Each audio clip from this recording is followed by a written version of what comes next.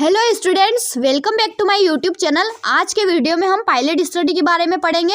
ये topic exam में भी आता है और रिसर्च के लिए बहुत इंपॉर्टेंट होता है। तो लेट्स स्टार्ट पायलट स्टडी। तो चलिए स्टार्ट करते हैं पायलट स्टडी। इसकी डेफिनेशन को समझो। पायलट स्टडी का मतलब होता है ट्रायल स्टडी, यानी मेन रिसर्च स्टार्ट करने से पहले जो छोटी सी प्रैक्टिस की जाती है। मतलब रिसर्च को स्टार्ट करते हैं ना, उससे पहले जो छोटी सी हम प्रैक्टिस करते हैं है ना, उस प्रैक्टिस की स्टडी की जाती है, उसे पायलट स्टडी कहते हैं। सिंपल वर्ड्स में समझो, पायलट स्टडी एक छोटी स्टडी होती है जो मेन रिसर्च से पहले की जाती है, ताकि पता चले कि हमारा रिसर्च प्लान सही है या नहीं। ठीक है, इतना समझ में आया। मतलब ये एक ट्रायल स्टडी होती है। हम मेन जो रिसर्च स्टार्ट कर रहे हैं उससे पहले हम इसकी प्रैक्टिस स्टडी की जाती है। ठीक है, अब इसकी मीनिंग को समझो। पायलट स्टडी का मेन पर्पस होता है चेक करना। क्या चेक करना? क्वेश्चनर समझ में आ रहा है या नहीं, ऑब्जर्वेशन चेकलिस्ट सही काम कर रही है या नहीं, टाइम ज़्यादा तो नहीं लग रहा है, कोई प्रॉब्लम तो नहीं आ रही है डाटा कलेक्ट करते वक्त। इसलिए पायलट स्टडी को हम प्रैक्टिस राउंड भी कह सकते हैं। इसको हम क्या बोलते हैं? प्रैक्टिस राउंड कहते हैं। ठीक है, एक लाइन ये याद रखना कि पायलट स्टडी जो है वो फाइनल रिजल्ट देने के लिए नहीं होती है। ठीक है, इसमें हम बस ट्रायल करते हैं, फाइनल रिजल्ट के लिए नहीं है। ठीक है, नेक्स्ट है पर्पसेस ऑफ पायलट स्टडी। अब हम पायलट स्टडी के पर्पस को समझेंगे, जो एग्जाम में 5 मार्क्स में आते हैं, डायरेक्टली पूछे जाते हैं। तो मैं आपको one line to line easy तरीके से आपको ये समझाऊंगी। तो फर्स्ट इसका पर्पस देखो। इसमें क्या करते हैं? फिजिबिलिटी चेक करते हैं। सबसे पहले ये देखा जाता है कि रिसर्च प्रैक्टिकली पॉसिबल है या नहीं। सेकेंड पर्पस क्या है?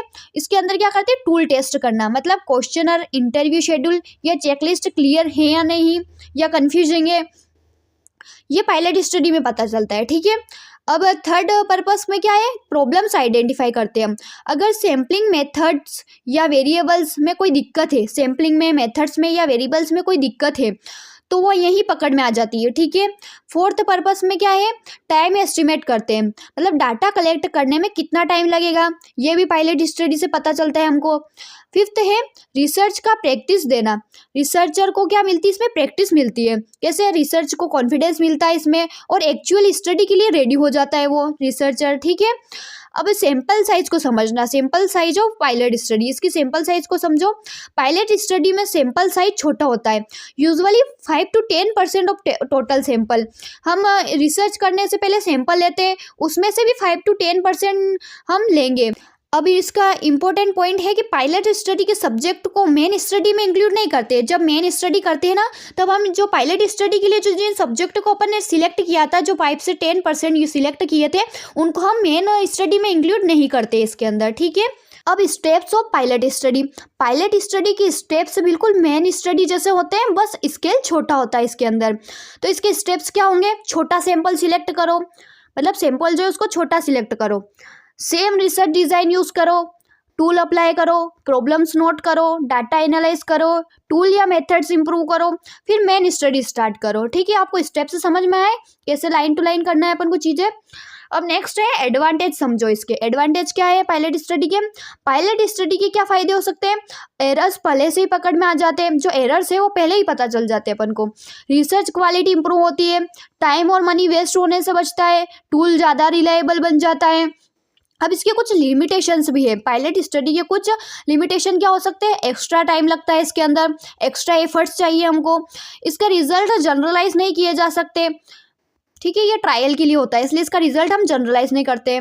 अब इसके एग्जांपल नर्सिंग से रिलेट करके समझो, ताकि आपको और अच्छे से समझ में आ जाएगा। मान लो आप एक स्टडी कर रहे हो, hand hygiene practice among staff nurses.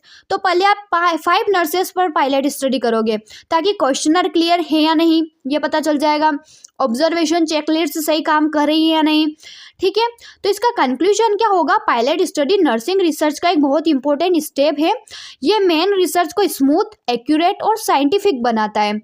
तो आज के वीडियो में हमें पायलट स्टडी पढ़ा है। आई होप आपको समझ में आया होगा। अगर आपको वीडियो समझ में आया हो तो please like, share and subscribe my channel. Thanks for watching.